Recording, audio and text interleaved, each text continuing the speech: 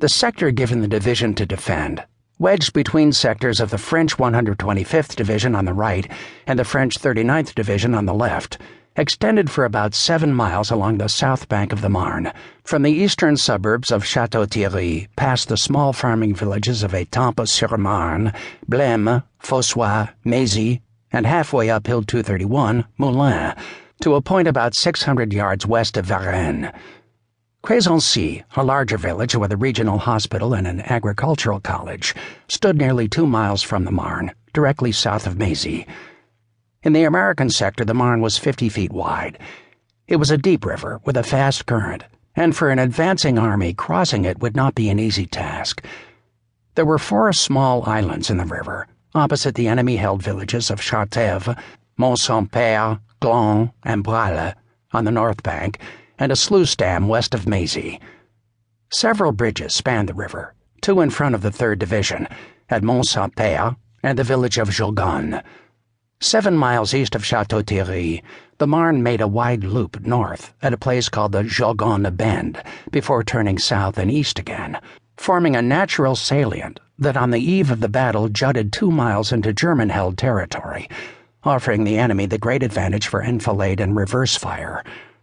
On the north side, the banks were steep and wooded, with lines of willow trees and thick underbrush, a perfect spot for concealing a large force. On the division side of the river, the banks were less imposing, mostly flat, but gently rising to a height of 500 feet, an open plateau of fertile farmland, covered with wheat fields and clumps of woods known as the Bois d'Aigremont. Colonel Edmund Billy Butts thought the Bois d'Aigremont was advantageously situated for defense because it offered areas of concealment for a complete regiment, machine gun battalions, and artillery. On the eastern edge of the division sector, a hilly forested region, the Little Surmelin River, as McAlexander called it, entered the Marne from the south. Describing the Surmelin River, Ike Lovejoy called it a so-called river because probably the French have no word for creek. The Surmelin Valley, a wide, rich plain plentifully dotted from the Marne as far south as Montmiral with tiny farming towns and prosperous cultivated fields, cut a natural corridor toward Paris. The sides of the valley were steep and wooded and thick with foliage. Rising on the eastern slope was the Moulin Ridge, also referred to as Moulin Ruiné, and militarily named Hill 231. The Paris to Nancy Railroad, with its 10-foot-high embankment along with a major wagon road, paralleled the Marne's south bank until the railroad came to the Surmelin River, where it curved southward and followed the Surmelin to the major railhead at Montmiral and then on to the French capital.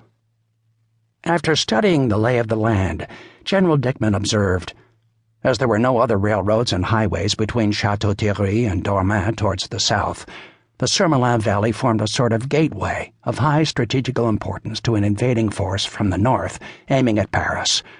The general situation, therefore, presented favorable conditions for an offensive operation on the part of the enemy, excepting the obstacle of the river.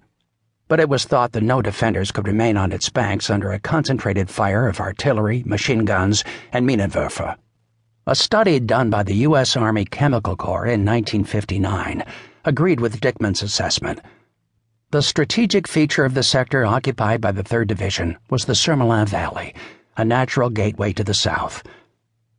Major Walter C. Short, who had fought with the 1st Division during the war and later made a study of the Champagne-Marne defensive, described the Surmelin as the best inroad to the south between Château-Thierry and Lens, from both a tactical or strategical point of view. Thus, the valley became the main vantage point to be desired by the enemy. From the moment the division reached the Marne Valley on the first days of June, even before it got settled in,